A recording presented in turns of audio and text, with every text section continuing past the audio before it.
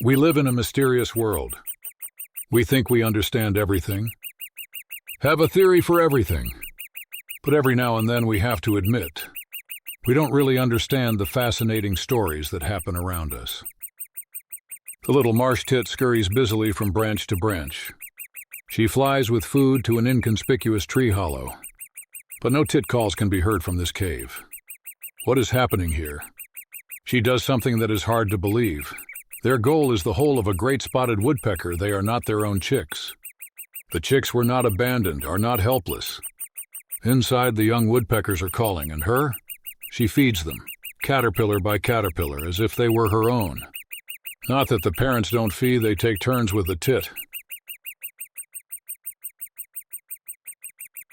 Why? We don't know for sure. Maybe she lost her nest.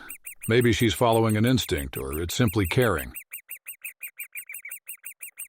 Love that doesn't ask who you belong to. In nature, there are many things we don't understand, or what we don't even notice. A small bird shows a big gesture and reminds us that help sometimes comes quite unexpectedly. This fascinating story takes place completely unnoticed. Unnoticed by most people. And yet it presents us with a puzzle.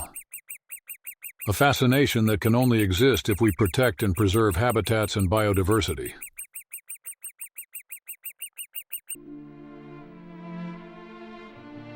"100 Seconds of Nature." A quiet miracle in the middle of the spring forest.